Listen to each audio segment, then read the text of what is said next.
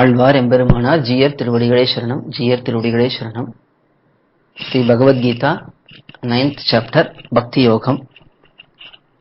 We have seen up to 26th shlokam. Now we have to see from 27th shlokam. Bhagavad Ramanuja has given beautiful commentary for Bhagavad Gita in the name of Gita Bhashyam. Vedanta Acharya has given Tatparya Chandrika, which is also a Sanskritam commentary for Bhagavad Gita. Puttur Seyuve Krishnaswamy Iyengar has given Tamil commentary based on these two existing Sanskritam commentaries. This commentary of Puttur Swami is a very elaborate one, and he has given word by word meanings for each shlokam. With the help of those simple meanings and the translation of the same, we are enjoying the meanings for Bhagavad Gita shlokams. This Bhakti Yogam is explained in detail in this 26th, up to this 26th shlokam in this 9th chapter. Bhagavan explained the greatness of Mahatmas, how their activities are, the ways of their upasanam, all of that. In the 26th shlokam, he explained about how easy it is to worship Bhagavan. Bhagavan being the most supreme, one may think that it is very difficult to worship him. One has to try very hard and do elaborate worship for him. But he is so simple that he will accept water, leaf, flower or fruit. When it is offered with devotion, when it is offered with bhakti, he will accept that. He will see the bhakti only and he will not see what is being offered otherwise. So such is the greatness of Bhagavan and such is the simplicity of Bhagavan. After that, after explaining that, now Bhagavan is explaining further about the benefits, the results attained by such devotees who are engaged in worshipping him through this Bhakti Yogam. For that, in this 27th shlokam, first he explains the attitude and the way all the activities must be performed by such Bhakti yogis. Let us see the 27th shlokam. Yat karoshi, yad ashnasi, yad juhoshi, dadasi, yat tapasyasi, kaunteya, tat kurushva madarpanam. In this shlokam, Krishna is saying that whatever you do, everything must be done as an offering to me. You have to dedicate everything to me. Our activities in this world can be classified generally into two aspects. One is whatever activities we do to sustain ourselves for our livelihood, for our living. And then there are other activities which are ordained as per the Shastram, the Vaidika Kriyas, Vaidika Karmas. Now even our activities, daily activities for livelihood, all of that must be under the rules and regulations of Shastram. Yet those are fundamentals, so they are categorized separately. And the other Vaidika Kriyas are categorized separately.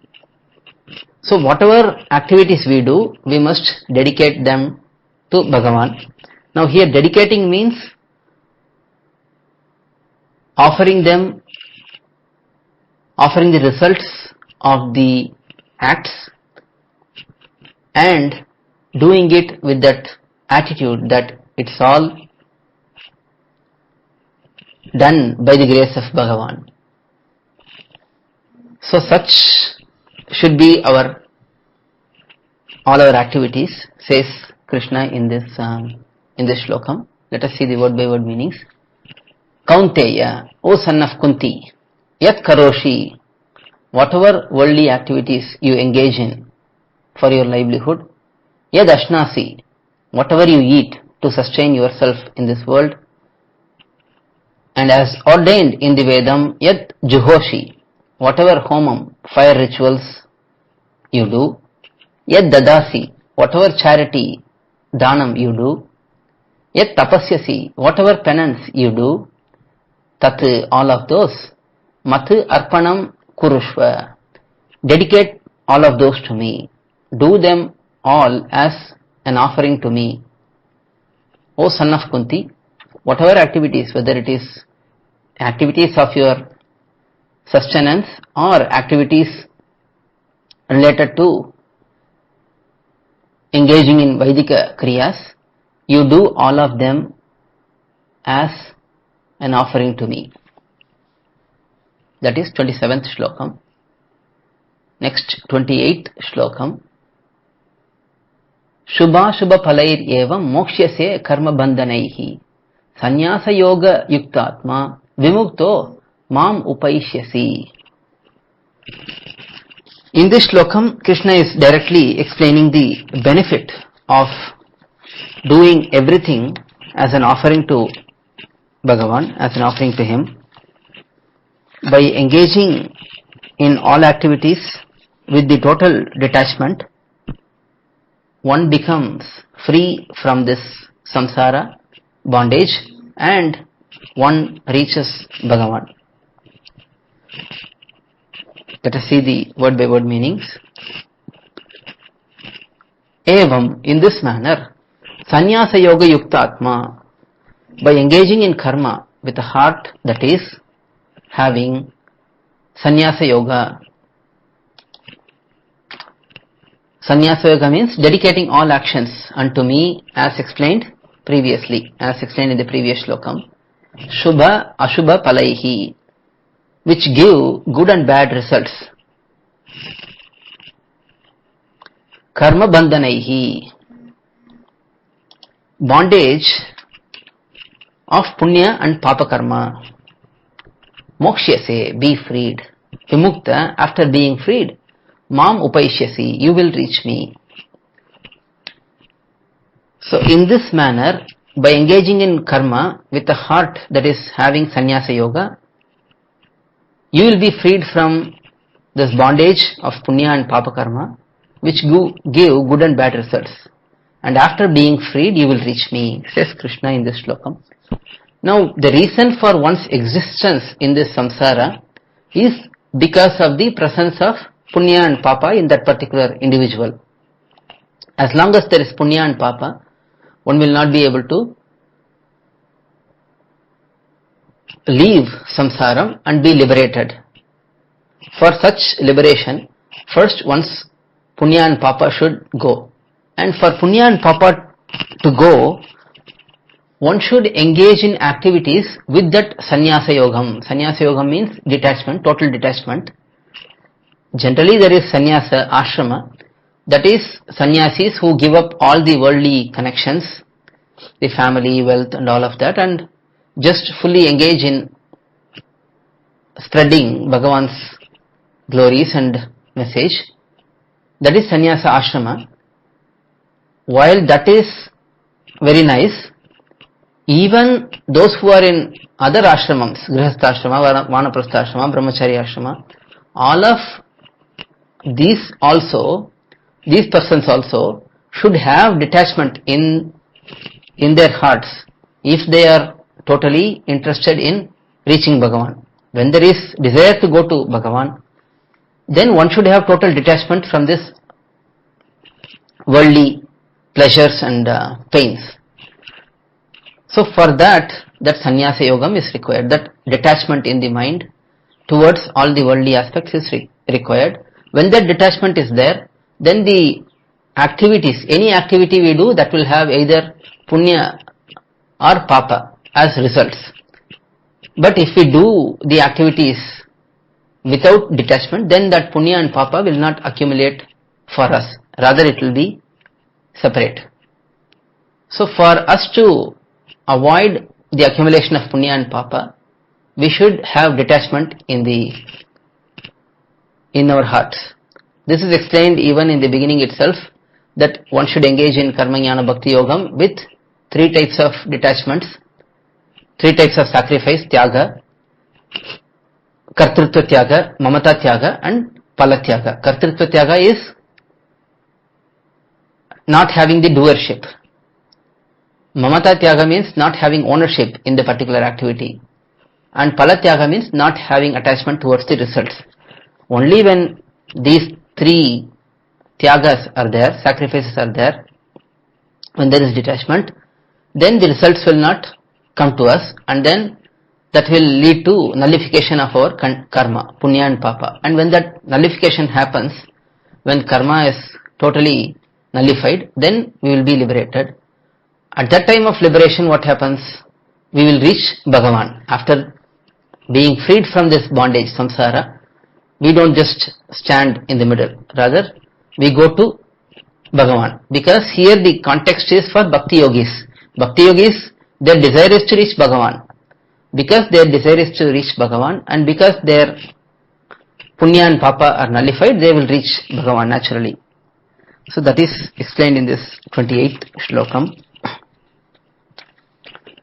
Next is 29th shlokam. Samoham sarvabhuteshu name dveshyosti na priyaha ye bhajanti tu mam bhaktya mayite teshu chapyaham. In this shlokam, Bhagavan explains his own saulabhyam, simplicity, because there is, in the previous shlokam, there is talk about reaching Bhagavan, and one will wonder, who can reach Bhagavan? Only people who are in high position can reach Bhagavan, and those who are in low position, low qualities, they may not be able to reach Bhagavan. That may be one's thought process, but Bhagavan is saying that that is not the case here. Anyone can reach me, and I treat everyone equally. Let us see the word by word meanings. Aham, I, sarvabhuteshu, for all beings of different species. There are so many different beings. There is devas, there is manushas, there is animals, plants. So there are so many beings in different species. Sama, being equal for anyone who wants to take shelter of me. Anyone can come and approach me. I will be equal to them. I will accept them all as long as they have the desire to come to me. Me, for me, na dveshya asti. No one is disqualified from taking shelter of me since they are inferior. Nobody can be rejected saying that this person is inferior due to their birth, due to their qualities, due to their attitude, due to their wealth. We cannot reject anyone, stop anyone from reaching Bhagavan. Na priya asti. No one is qualified to take shelter of me since they are superior. Because one is wealthy, because one is born in a high birth, one cannot claim that I am qualified to reach Bhagavan. Irrespective of the birth, their wealth, their qualities, everyone is qualified to reach Bhagavan. That is the real equality of Bhagavan. Bhagavan accepts anyone who comes to him. Yetu, those, mam, in me, bhaktya bhajanti, who manifest their love to attain bhakti, devotion towards me. Mayite, they live in me. Teshucha, in them. Ahamapi, I too live in them. I interact with them with great veneration. So in this shlokam, the first part, Bhagavan is saying that he is equal towards all. Anyone can come and approach him. When he says samoham sarvabhuteshu, it doesn't mean that he is equal to all, that he gives the same result to everyone irrespective of the acts which they engage in. That is not the explanation here. That is not equality. That means partiality. Here equality means anyone who has given up whatever they were doing before and they come to Bhagavan desiring to take shelter of Bhagavan, Bhagavan will accept that person. He will not say that you were like this before. This is the difference between Bhagavan and people like us normally. Because whenever there is a situation, we always look at history, past history, and say you are like this, so I am not going to deal with you.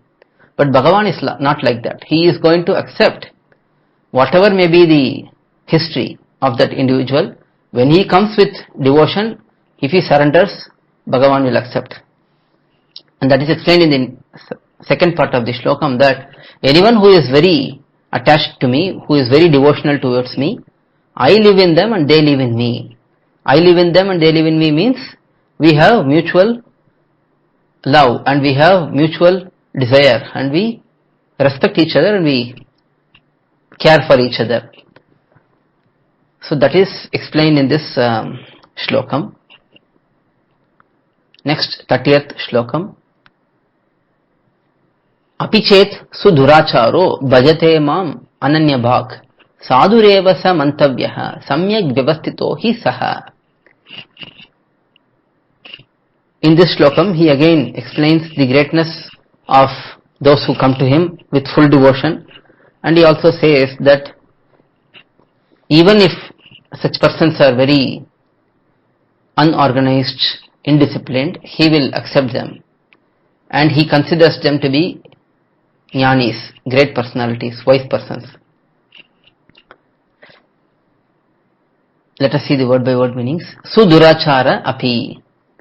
Even if he has very lowly characteristics and conduct, mam, in me, ananya bhak, without desire for any other benefit, bhajate chet, if he worships me, saha, he, sadhu eva, as good as the best among jnanis, mantavyaha, he deserves to be praised. This is because saha, he, samyak, very, vyavastitahi, he has firm faith and attachment in me. Because he has full firm faith and attachment in me, he is deserving to be praised. He is very venerable. Even if he has very low characteristics and conduct, if he has full desire, full devotion towards me without any expectation in return, if he worships me like that, he is as good as a jnani. He is greater than a jnani, says Krishna. Some of these slokams could be misinterpreted, saying that after becoming Bhagavan's devotee, one can be in any conduct, in any having any characteristics, but that is not the point of these slokams. It is mostly, there are two aspects. Mostly it is emphasizing the previous state of the individuals before taking shelter of Bhagavan. One may have been in very, very lowly conduct, very lowly characteristics. Still, one may realize that he is devotee of Bhagavan, he is servitor of Bhagavan, and he comes and fully surrenders to Bhagavan. And after becoming a devotee of Bhagavan, obviously he will not engage in very lowly activities, very inferior activities. So we can see that it is the previous stage before having full devotion. Even if he were like that, Bhagavan will accept him and he will consider him as a jnani. He will not rate him or judge him based on his previous past history. He is going to see how he is today and how he is going to be in future, and based on that he will be respected. So that is one explanation. The second explanation is one may be superficially having low conduct or low discipline. For example, in Acharya Hridayam, Nayanar explains in one Churnika in great detail, Milechanam Bhaktananal. Even one who is outside the Varnashrama system, even if he becomes a devotee, he is considered to be great. His conduct may not be very good. He may be living in forest, he may be engaged in very lowly activities like hunting and living based on that, whatever it may be. But he is fully devoted to Bhagavan, and that is the way of living he knows, and he is living in that way. Similarly, in Krishnavataram we can see the cowherd boys and girls. The cowherds, they are generally said that they don't have very good acharam, very good conduct. They don't even know how to take bath. They don't even know which one is left hand and which one is right hand, how to use them. They may not know all of that, but still their devotion towards Krishna was unparalleled. There was no comparison. And Krishna had great love for the Gopas and the Gopikas. So that is, even though superficially they may look like they are having less acharam, less conduct, still their devotion for Bhagavan is great and they live only for Bhagavan and they don't know anything else. So such Gopas and Gopikas are greatly glorified. It is said that Periyalvar and Andal, they desired to become Gopas and Gopikas. So such was that greatness, their greatness. So this is another way of looking at it. One may be naturally due to their upbringing and due to their situation, one may have less discipline and less conduct, but that doesn't minimize their greatness as a devotee and their total detachment from worldly activities and total attachment towards Bhagavan. So that is what should be seen, and that is explained in this 30th shlokam, where Krishna is saying that they are considered as great jnanis, at par with great jnanis. So with this we will stop today and we will continue on in the next session. Alvar Emberumanar Jiyar Thirudigale Sharanam, Jiyar Thirudigale Sharanam. To learn such valuable information about our Sri Vaishnava Sampradaya, please download Koyil, K-O-Y-I-L app from Google Play Store or Apple App Store. Our website is koyil.org, Koyil.org.